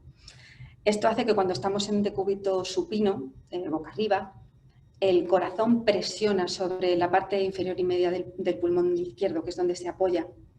Entonces, ¿qué pasa? Además, disminuimos más el área de ventilación. Si nos colocamos en posición prona, ¿qué hace la gravedad? Hace que el corazón descanse en el esternón, con lo cual liberamos mucho más esas regiones, con lo cual vamos a mejorar mucho más ese día de estrés respiratorio. El protocolo del tiempo que tienen que estar, porque esto también está muy protocolizado y muy pensado, es el siguiente. En las UCIs y en las unidades de cuidados respiratorios intermedios, que es lo que se ha creado aquí en los casos en los que no se ha intubado al paciente, en las 18 y 24 horas primeras, desde que el paciente ingresa tanto en la UCI como en la UCI, se prona al paciente y se le tiene un máximo de 36 horas. Pero hay que tener en cuenta que si a las 3 o 4 horas primeras el paciente no ha mejorado su situación, se vuelve a despronar al paciente, no se le tiene más tiempo en prono. Y eso es muy importante. Después de esas 36 horas se les desprona porque es necesario para evitar las úlceras por presión, las articulaciones, colocar el tubo, recolocar el tubo si están intubados. Es decir, hay que hacer cambios. Si vuelven a necesitarlo, se les vuelve a pronar después de unas horas en supino. No podemos tener al paciente en prono siempre. En el caso de la planta es muy curioso porque se ha visto que también es interesante pronar a los pacientes. Y no solo se ha visto que es interesante pronar a los pacientes, sino que muchos de ellos, al descubrir esta situación, ellos mismos se colocan boca abajo, como ellos dicen. Señorita, me voy a poner boca abajo que me encuentro mucho mejor. O se ponen de lado, pero un poquito más hacia boca abajo, porque están mucho más cómodos. Porque ven que ventilan mucho mejor y eso les va bien. Entonces, el protocolo que hay es que se harán 2 sesiones al día de 30 minutos en los primeros 3 días. Y si esto lo toleran bien, pues al final pueden estar hasta 6 horas en esa posición, cambiando, pero pueden estar hasta 6 horas. Y en otras ocasiones otros expertos se han visto que está bien hacer cambios de posición de prono a sedestación, a lateral, a supino cada 30 minutos. Yo creo que esta es la mejor. Reconozco que para mí la segunda opción me parece mucho mejor porque además estamos obligando al paciente a moverse y eso es muy importante. ¿Qué contraindicaciones tiene el prono? Porque, por supuesto, esta postura no es siempre buena. Evidentemente, una embarazada no la podemos poner en esta posición a partir del segundo trimestre de embarazo. ¿vale? La presión intracraneal, cuando está por encima de 25 centímetros de agua, tampoco podemos poner al paciente en esa situación. Cuando tengamos inestabilidad hemodinámica, no lo tengo tan claro, porque si se puede controlar esa situación de inestabilidad, se puede dejar al paciente en prono. Y en caso de que tengamos una cirugía de tórax con una esternotomía o se haya hecho una cirugía a nivel abdominal, tampoco podemos colocar al paciente en esa posición prona, ¿vale? Y esto está recientito, salido de publicaciones, porque hoy estamos a 20 de mayo y esto se publicó en internet hace 5 días, básicamente. Y son 2 estudios, son muy poquitos, tienen una muestra muy pequeña los dos, creo que son unos 23, 24 pacientes, o sea que no es muy significativa, pero sí que nos puede dar una pincelada de cómo están las cosas. Habría que hacer estudios más largos, que yo creo que sería interesante hacerlos, pero bueno, nos pueden dar una pincelada. Y uno de los estudios, este que tenemos aquí, es de pacientes que no estaban intubados, que tenían una hipoxemia aguda, que se descubrió en estos casos que es cierto que en posición prona el paciente mejoraba, pero solo un 25% de ellos y en 3 horas pasada la posición prona volvían a la situación que tenían anteriormente. Entonces, bueno, ya les digo que esto fue un estudio de 23 casos, creo, y es lo que indicaba. Pero lo ideal sería hacer un estudio bien largo. Y luego se hizo otro pequeño estudio igual, con una muestra igual de pequeña, en pacientes con ventilación mecánica no invasiva, y se concluyó que en estos casos la frecuencia respiratoria disminuía, aumentaba la oxigenación después, o sea, durante la pronación y después de la pronación. Es decir, que para los pacientes que están en no invasiva, es decir, que tienen una presión positiva colocada, sí que mejora su situación. También es cierto que no es la muestra deseada para este tipo de estudios, con lo cual también sería ideal hacer un estudio de este tipo. ¿Qué más vamos a hacer? ¿En qué vamos a trabajar más? Pues una de las cosas más importantes en el drenaje de secreciones en el caso de que las tengan. Si tenemos pacientes sedados, ¿vamos a hacer fisioterapia respiratoria? Por supuesto. Digo por supuesto porque a mí esto me ha enseñado muchas cosas. La situación del COVID me ha enseñado muchas cosas y siempre era, si tenemos un paciente sedado, la fisioterapia respiratoria como que no, pues no. A partir de ahora yo he cambiado toda mi idea sobre esto y sí se puede hacer fisioterapia respiratoria, se debe hacer fisioterapia respiratoria a un paciente sedado y lo aconsejo. ¿Qué vamos a hacer? Lo primero y fundamental es que tenga una buena hidratación, no solamente a nivel de las vías aéreas con la humidificación, sino a nivel sistémico, es decir, que el balance hídrico tiene que ser bueno, es decir, el paciente tiene que estar hidratado en general. Lo que nosotros hacemos cuando bebemos agua, tener un equilibrio hídrico. Bueno, pues es importante que ellos también lo tengan. Y las técnicas que podemos utilizar, evidentemente, si tenemos un paciente sedado, no nos va a ayudar con las técnicas respiratorias, pero hay alguna que podemos utilizar, como es la técnica de expiración lenta prolongada. Pueden ustedes decirme, bueno, Teresa, pero esa es una técnica que se utiliza para niños, por supuesto. ¿Por qué la utilizamos para niños? Porque tenemos un tórax pequeñito, por supuesto, pero es que además porque los niños, los bebés, no nos pueden ayudar con el tratamiento. Pues en este caso, si tenemos un paciente sedado, no nos va a ayudar. Podemos hacer esta técnica. Es cierto que abarcar un tórax de una persona adulta es bastante más difícil y tenemos que hacer un poquito más de esfuerzo, pero les aseguro que es muy buena técnica y funciona. Y luego, fundamental, hacer el aspirado de secreciones siempre en circuito cerrado para evitar la diseminación de las partículas. Hay que tener la mayor limpieza posible, hay que intentar evitar que el bicho esté por todas partes, que en una UBI y en una UCRI es bastante fácil y por eso nos tenemos que poner, como han visto antes, el buzo para trabajar. Es duro, pero es necesario. Si tenemos un paciente consciente, la cosa cambia. Si nos puede ayudar a hacer las técnicas de fisioterapia, la cosa cambia muchísimo. ¿Por qué? Podemos utilizar un montón de técnicas. Podemos hacer AFE lenta, podemos utilizar el let-go poniendo al paciente de lado, podemos pedirle que haga una técnica de expiración forzada y podemos utilizar la tos solo en el caso de que el paciente tenga las secreciones en vías extratorácicas, que las oigamos bien. Si no, es mejor evitarlo. ¿Por qué? Porque los pacientes COVID, como he dicho antes, no suelen tener secreciones. Si les hacemos toser, podemos provocar desaturación y recuperar esa desaturación es muy difícil porque se fatigan mucho. Así que hay que controlar mucho la tos. Si no notamos las secreciones en vías proximales, no se hacen. ¿Cómo podemos estar seguros de que escuchamos secreciones en vías proximales? Colocamos la mano cerca de la zona extratorácica, un poquito por encima justo por debajo de las clavículas. Seguimos en tórax, pero ahí se notan muy bien. Le decimos al paciente que coja aire y vamos a notar una vibración. O incluso podemos notarlas en la zona de la tráquea. Si en ese momento nosotros notamos secreciones, ahí le decimos al paciente que tosa, pero no mucho, un par de toses y se acabó. Y otra técnica también que puede ser un poco controvertida porque son pacientes que están muy delicados, es la técnica de insuflación y exuflación mecánica. ¿Qué es esto? El cough assist. El cough assist es un aparato, lo que llamamos aquí nosotros el tosedor, es la traducción española del cough assist. Es un aparato que mete una presión positiva y luego saca una presión negativa. ¿Para qué? Para ayudar a arrancar las secreciones, para sacarlas. Este aparato no se debe utilizar para cualquier paciente, hay que estar muy seguros de que no le va a alterar. Pero es una técnica muy buena cuando tenemos un paciente con mucha debilidad muscular y que no tienen fuerza para toser. Y les aseguro que con el tiempo que pasan en la UBI los podemos encontrar. Pero si a nivel hemodinámico, a nivel respiratorio están relativamente equilibrados, podemos utilizarla sin pasarnos.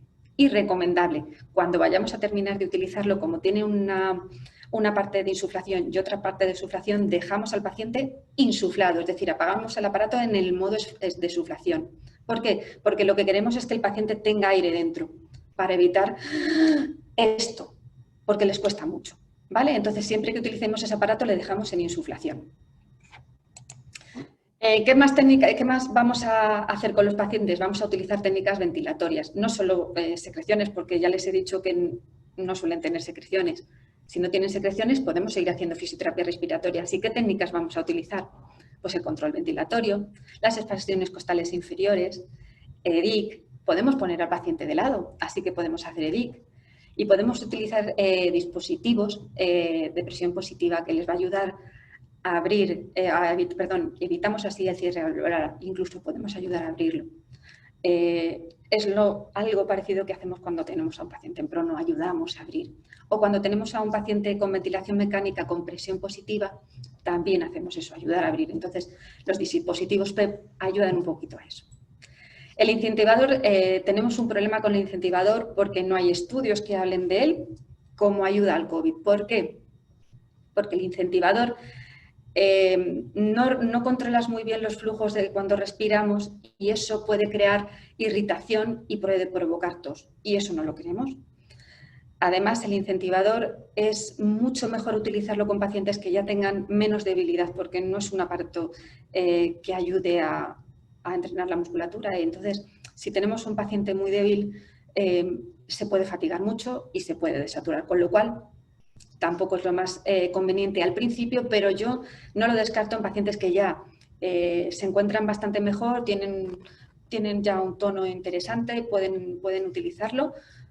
No es descartable, pero con mucho cuidado. En un paciente que está en UBI, en una UCRI, yo creo que hay que tener mucho cuidadito, ¿vale? El entrenamiento de la musculatura respiratoria es fundamental también con estos pacientes y podemos empezar a hacerla de inmediato, incluso cuando los tenemos con ventilación mecánica. ¿Y cómo lo podemos hacer? Pues trabajando sobre la presión de soporte. Si disminuimos un poquito la presión de soporte, obligamos al paciente a trabajar con su musculatura respiratoria y eso es bueno. Y lo ideal, lo bueno que tenemos con esto es que como podemos regularla, si vemos que sus valores de saturación o sus tensiones o su frecuencia cardíaca se alteran, podemos volver a la situación normal y no pasa nada. Es lo bueno que tenemos con la ventilación mecánica, que podemos regular cositas, ayudar al paciente a mejorar y siempre lo tenemos todo muy controlado. También podemos hacer ajustes en el trigger para que el paciente se esfuerce y active el trigger. Podemos hacer ejercicios diafragmáticos. Los ejercicios diafragmáticos per se son un entrenamiento para la musculatura que tenemos que tener siempre muy en cuenta. Es un trabajo muy sencillo y muy eficaz. Y luego tenemos los dispositivos de resistencia a flujo. El Threshold, que es una marca registrada por lo menos aquí en España, yo creo que es americana, pero bueno, por si acaso no la conocían. Y este aparato es un aparato que ayuda al fortalecimiento de la musculatura respiratoria. Y también es muy interesante, no en la UBI y en la UCRI, pero sí cuando el paciente ya está en planta. Y ya vamos a lo último, ya termino enseguida, lo prometo. Vamos a la fisioterapia motora. La fisioterapia motora, lo que he dicho, el COVID es un bicho que necesita que lo movamos para vencerlo. Hay que moverse, con control, pero hay que moverse. Y aquí tenemos el tema de cómo movemos al paciente, cuándo movemos al paciente, qué hay que hacer, porque cuando nosotros empezamos con esto, la única información que teníamos era la de los chinos y la de los italianos, que ellos eran los que estaban peor. Y entonces ellos decían que hasta 3 o 4 días pasados del ingreso al paciente no se le debía tocar y siempre que estuviera estable a nivel hemodinámico. Pero no, ya les digo que no. La práctica clínica nos ha enseñado, no solo a mí, a mucha gente, que lo ideal es empezar con el paciente de inmediato en cuanto ingrese, siempre que esté estable, por supuesto. Y la estabilidad enseguida la van a conseguir los intensivistas, van a conseguir esa estabilidad y vamos a poder empezar a trabajar. Y lo ideal es empezar lo antes posible. ¿Qué técnicas vamos a utilizar con ellos? Pues son muy sencillas para un fisioterapeuta y vamos a empezar de menor intensidad a mayor intensidad según el paciente se vaya encontrando, porque no siempre nos vamos a encontrar a pacientes malísimos, que no se puedan mover nada y que estén sedados, no, hay de todo. Entonces, según cómo se encuentra el paciente después de haber hecho nuestra evaluación, a partir de ahí vamos a decidir si hacemos movilizaciones pasivas, integramos los cambios posturales, que estos no solamente los integramos nosotros obligándoles a hacerlo, sino que los compañeros sanitarios les hacen los cambios posturales y les pueden estimular para que ayuden. Las movilizaciones activas que pueden ser asistidas, las movilizaciones activas que pueden ser asistidas o resistidas según vaya evolucionando el paciente. El pasar la sedestación al borde de la cama, esto es maravilloso, porque además el paciente, después de pasar tanto tiempo en la cama, de repente cuando le dices vamos a sentarnos, les da miedo. Pero cuando se ven sentados y que pueden y que están bien, son felices. La verdad es que es una etapa para ellos súper feliz. El paso a la bipedestación ya ni les cuento. De hecho, les da tanto miedo que incluso muchos de ellos, en mi caso, han querido retrasar ese momento por miedo a que si se caían o se mareaban o qué pudiera pasar. Pero el paso a la bipedestación es gracias, gracias, gracias, gracias, gracias todo el tiempo. Es maravilloso. La transferencia al sillón, ya cuando hacemos la bipedestación, el paso al sillón es muchísimo más fácil. Y por último, la deambulación. La deambulación, pues empezamos con un andador, luego ya iríamos con un bastón, según vaya avanzando el paciente. Pero la verdad es que es muy gratificante, sobre todo el paso a la sedestación y a la bipedestación, son maravillosas. ¿Cuánto tiempo al día hay que hacer esto? Pues lo ideal es hacerlo 1 o 2 sesiones al día. Fundamental hacerlo 7 días a la semana y como máximo 30 minutos porque el paciente se puede fatigar. Más de 30 minutos ya es demasiado, se cansa y yo no quiero que pierdan adherencia al tratamiento, quiero que estén contentos. ¿Qué pasa cuando vamos a la planta? Pues que nos podemos encontrar 2 situaciones diferentes. Que tengamos un paciente que no es que esté igual que en la UBI o en la UCRI, porque evidentemente ya no tendrán ventilación mecánica, ni estarán tan críticos, pero sí podemos encontrárnoslos en la cama y en esa situación el paciente sigue necesitando del fisioterapeuta, necesita que nosotros estemos allí dirigiéndole el tratamiento y llevándole de una etapa a otra. En ese caso, pues vamos a trabajar como les he enseñado antes, con el mismo protocolo. Iremos poco a poco. En el caso de que nos encontremos a un paciente como este que está feliz de la vida, que se puede mover, que está más independiente, pero que está débil o que no queremos que pierda la fuerza que tiene porque está en un hospital y estar metido uno solo en una habitación sin ninguna compañía puede debilitar y el COVID ya per se debilita, lo que hacemos es darles unos folletos para que los sigan. Además, esto evita la diseminación del virus. Nosotros somos unos vectores estupendos del virus, entonces cuanto menos interactuemos con los pacientes que no nos necesitan, mejor. Entonces el folleto está ahí, se les explica y lo van haciendo para evitar que se puedan atrofiar. Pero hay un problema en la planta y este es así. No tenemos la monitorización que nos ayuda tanto en una UBI o en una UCRI. ¿Qué vamos a hacer si no tenemos la monitorización?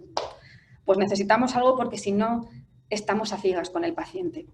Y en ese caso, fundamental, la herramienta estrella para un fisioterapeuta en respiratorio es el fonendo. Tenemos que llevarlo siempre para poder...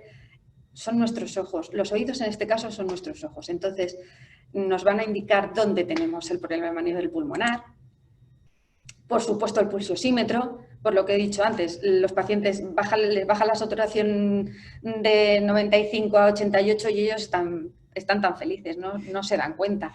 Y es muy importante tener el control que les he dicho antes, nunca bajar de 90. Y la frecuencia cardíaca, que también es importante que no esté nunca por debajo de 90 ni que esté por encima de 120. ¿Vale? Entonces, fundamental el pulsiosímetro. Estos son portátiles y en Amazon los tienen baratísimos. ¿Qué más? La escala BOR. Tenemos que conocer perfectamente la escala BOR los fisioterapeutas y tenemos que trabajar aquí. ¿De acuerdo? En este punto. Que tenga el paciente estas caritas. Si está guiñando el ojo, mucho mejor. ¿Vale? Pero tenemos que trabajar en este lapso de la escala BOR. ¿Qué más? Esto es el tensiómetro. No sé si ustedes conocen estos tensiómetros tan antiguos, pero es el tensiómetro de toda la vida. Ahora los hay digitales que son maravillosos, lo colocamos, le damos al botón y enseguida sale, pero también tenemos que tener controlada la tensión para evitar esos cambios y que el paciente se pueda marear y se encuentre mal. ¿Vale? Y bueno, lo que les he dicho antes es muy importante, el trabajo interdisciplinar. La comunicación con los compañeros es importantísima. Es cierto que existen los médicos, están las enfermeras, los fisioterapeutas, los auxiliares, los celadores, pero aquí todos somos uno, todos trabajamos juntos y todo lo único que queremos es que estos pacientes salgan adelante porque realmente es una enfermedad muy, muy dura. Y bueno, hasta aquí mi aportación por hoy. Solo quiero haceros una reflexión y es mía. Estas reflexiones son mías. Los fisioterapeutas, como profesión, ayudamos a mejorar la funcionalidad del paciente restableciendo su calidad de vida. Pero hay algo mucho más bonito y es que la fisioterapia respiratoria ayuda a salvar vidas. Y eso es lo que he descubierto. Ya lo sabía, pero es que con esto me ha quedado ya muy clarísimo. Así que bueno, aquí os dejo la foto de mi compañero y yo, que bueno, como nos veis felices, es un trabajo duro, pero estamos felices haciéndolo. Y bueno, ya he terminado todo lo que tenía que contar. Solo darles las gracias por la atención, por haber estado aquí. Y bueno, pues aquí dejo para el turno de preguntas si quieren hacer alguna pregunta. Muchas gracias por todo. Teresa, muchas gracias también. De verdad, excelente trabajo. Y bueno, así que ya están llegando algunas preguntas, así que las voy a ir pasando. La primera dice... Hola, pregunta para los ponentes. ¿Cómo se están manejando los problemas de deglución, voz, habla de los pacientes? ¿Habrá colegas logopedas que nos puedan compartir sus experiencias al respecto? Gracias.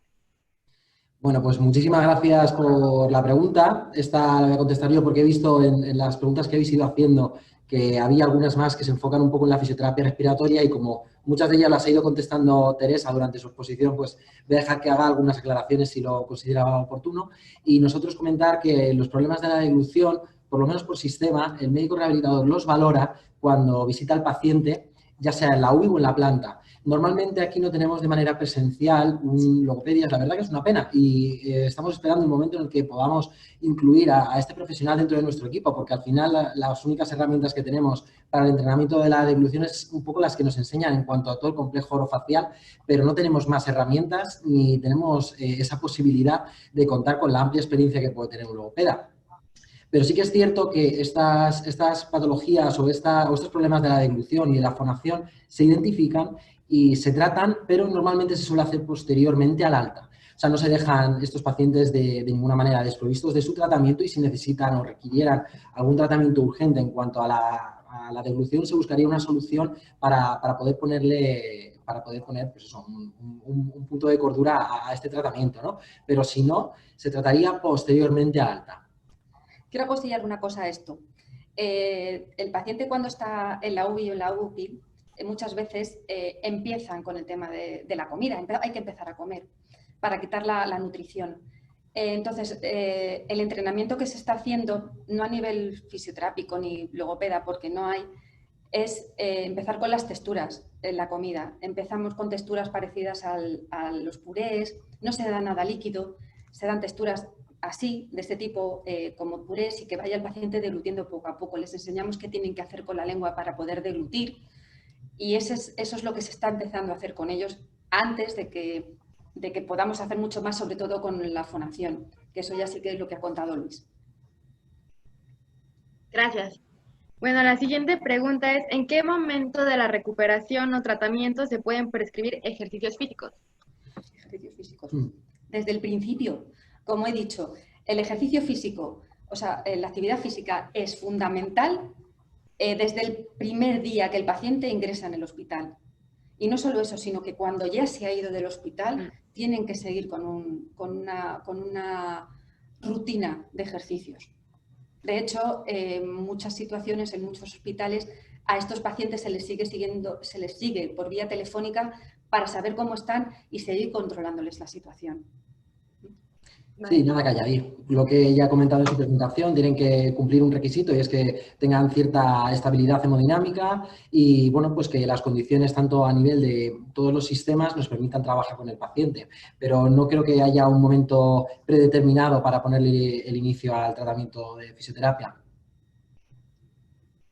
Ok, gracias. La tercera, ¿cuáles son los ajustes del trigger? Vale, bueno, ahí yo me imagino que se refiere al uso del ventilador, ¿verdad? De la ventilación mecánica. Entonces, como entiendo que van, creo, por ahí los tiros, nosotros, como ya hemos comentado, sobre todo lo que trabajamos en cuanto al entrenamiento de la musculatura respiratoria es bajando los valores de la presión de soporte. Yo, por lo menos, trabajo así para condicionar un poco el entrenamiento de esta musculatura. Normalmente esas alarmas y esos presets, esas configuraciones del ventilador, asumimos que están absolutamente tocadas por el intensivista y normalmente, aunque es verdad que consensuamos con este profesional si se pueden bajar o tocar de alguna manera estos valores, son ellos los que deciden el valor definitivo y solamente durante nuestro tratamiento podemos tratar de bajar un poquito la presión de soporte y ella que se atreve más, igual a lo mejor un poquito la PIB, pero si no, yo me limito a trabajar con la presión de soporte, que creo que ya es suficiente estímulo para este tipo de pacientes para acelerar el winning o el destete. Lo ha explicado perfectamente. Los ajustes del ventilador son más propios de los médicos intensivistas. Espero que esa situación cambie porque se nos está poniendo mucho en valor a los fisioterapeutas, por lo menos en España se oyen muchas cosas y en Europa y se nos está poniendo mucho en valor y yo creo que poco a poco nos dejarán trabajar más con la ventilación mecánica. De momento estamos muy limitados y sí que es cierto que los valores del trigger y muchos otros valores los controlan más los intensivistas. Así que lo que ha dicho Luis es lo que hay. Ok, gracias. La siguiente, ¿qué son las áreas de Schum? ¿Qué son las áreas de Schum?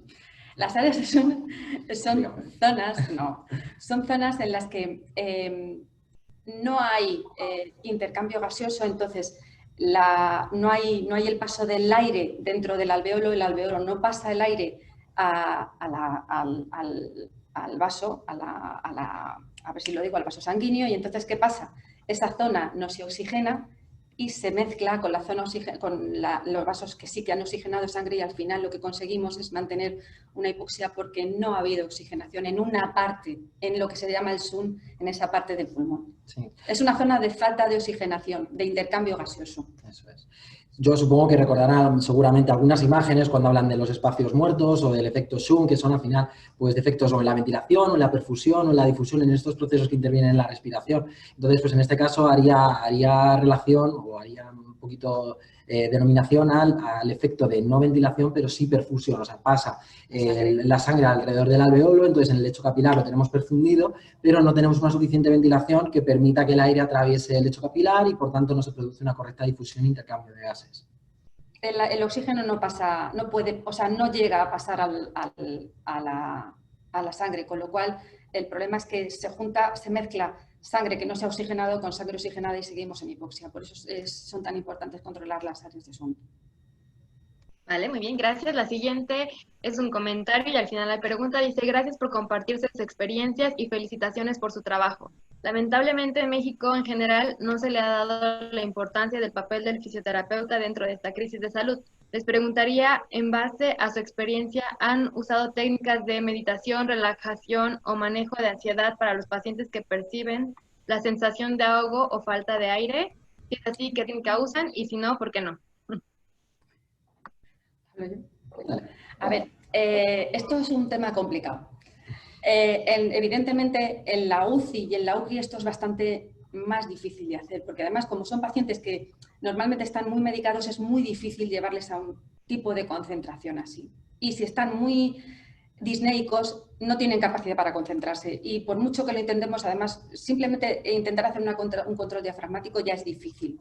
Con lo cual, con este tipo de pacientes es bastante complicado. En cuanto a utilizarlo con los pacientes en planta, las técnicas, es que esto es un tema controvertido. A mí me parece genial utilizar la meditación, pero nosotros no podemos implementar este tipo de terapias en el hospital, ¿vale? Es un tema bastante comprometido. ¿Por qué? Porque aunque nosotros sabemos que funcionan y yo utilizo la meditación, a nivel científico esto no está muy demostrado, con lo cual nosotros no podemos implementar esto en el tratamiento. Añado, vamos, es perfecta la respuesta. Lo único, además hay que imaginarse, ¿no? En una unidad de ventilación invasiva como la que ha estado 3 semanas o una unidad de cuidados intensivos que también hemos estado las 2 semanas.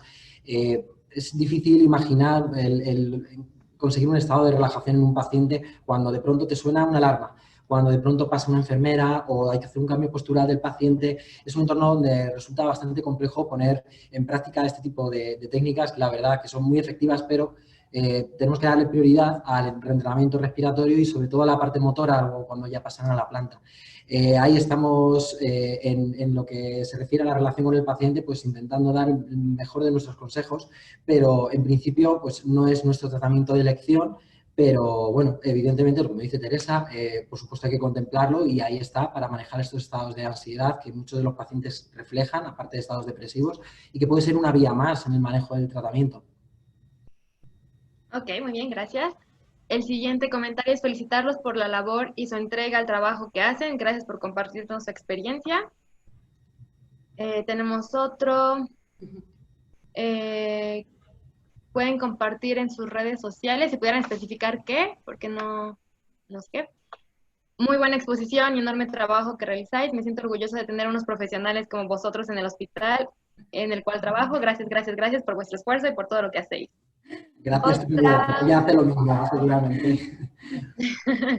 Felicidades por su trabajo y por compartir la experiencia adquirida. Estamos conociendo el COVID y la experiencia de quien ya lo está haciendo es valiosa. Gracias. ¿Cómo están trabajando en consulta externa? Bueno, pues esto ya es más complicado. Hablo un poco porque es la parte un poco que me toca, ¿no?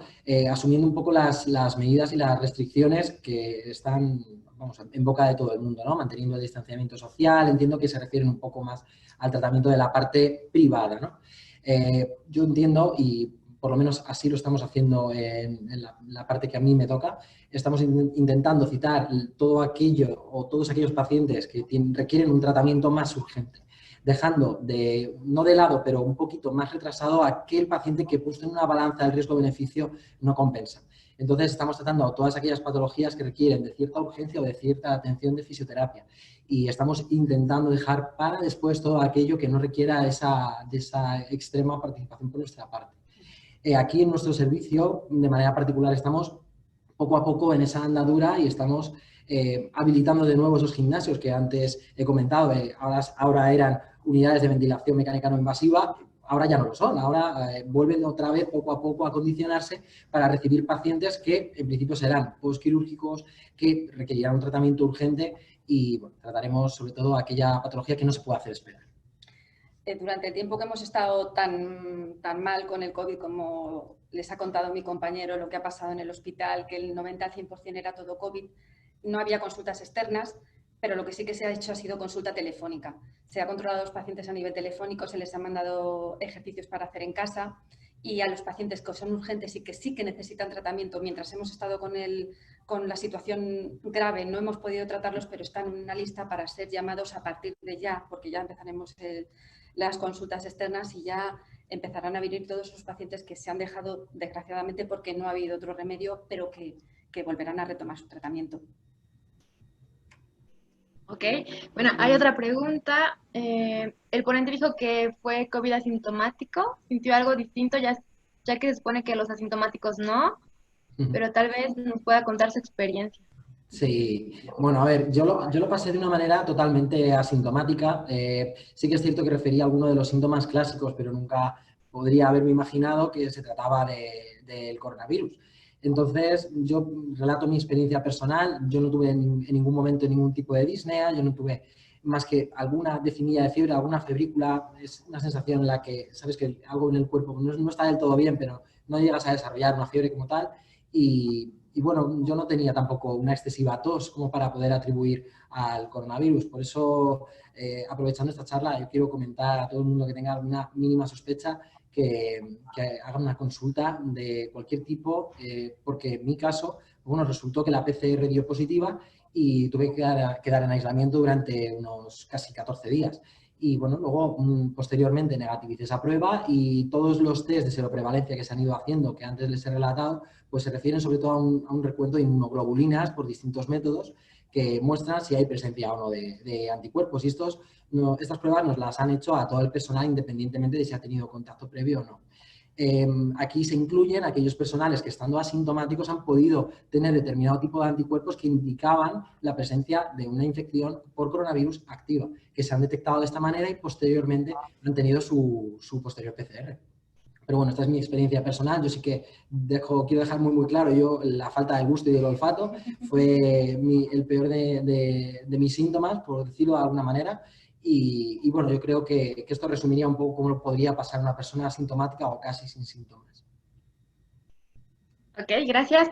Pues por el momento son todas las preguntas que me han dejado. No sé si alguien tiene más preguntas, quizá ahora o nunca.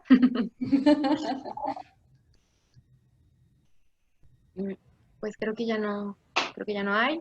Bueno, pues Entonces, pues por quiero mi parte, de aprovechar, verdad, Betsy, para darte las gracias por permitirnos estar aquí hoy, que eres una persona muy curranta, que lo sepa todo el mundo, y que, bueno, pues que el poder compartir con todos ustedes esta experiencia y cómo nosotros la vivimos día a día, pues para también nosotros lo vivimos como un aliento, ¿no? Un chute de positivismo, porque hay que seguir. Mañana habrá más y al siguiente más. Todo nos prepara todos los días, física y mentalmente. Entonces, para nosotros compartir este tipo de espacios pues es súper valioso y creemos pues, que en este tipo de actividades está la parte positiva de toda esta pandemia, ¿no? Y compartirlo con profesionales, con colegas y con otros profesionales sanitarios, pues creo que para nosotros es el mejor de los regalos. muchas gracias, Luis. Pues justo están llegando más felicitaciones para ustedes. Felicitaciones y gracias por tan valiosa información. Excelente participación. Gracias.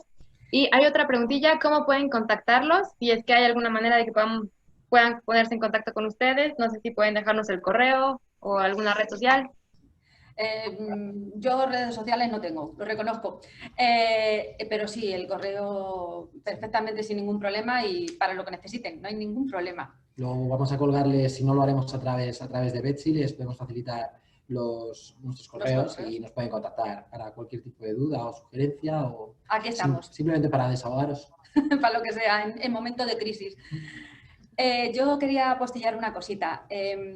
Espero de todo corazón que todo les vaya bien allí en su tierra y que no lleguen a una situación como la nuestra, que todo vaya más fluido y que puedan ir bien y que sean capaces de manejar la situación lo mejor que puedan. Y mucha fuerza y a pesar de todo, aunque muchas veces el pesimismo llegue y estemos todos tristes y oigamos cifras horrorosas, hay que intentar estar optimista y saber que de esto se va a salir. Y que es muy importante hacer caso a las personas que saben, al personal sanitario, a informarse bien para poder manejar esta situación lo mejor posible. Y mucha fuerza, mucha energía y mucho optimismo. Y moveros mucho, muévanse mucho. A mí lo del usted lo llevo mal. Muévanse mucho, porque es muy importante. ¿Vale? Manténganse moviéndose, no estén en casa parados, coman sano y jueguen con sus hijos, disfruten mucho. Es lo más importante en esta época. Y ya está. Teresa, pues muchísimas gracias. De verdad que para nosotros ha sido como abrirnos una ventana hacia el futuro, hacia lo que nos vamos a enfrentar. Entonces yo creo que es una información muy, muy valiosa. Sus experiencias también nos han servido muchísimo. Y les agradezco la disposición, Luis, de verdad, de que te contacté y empezaste a trabajar, creo que ese mismo día.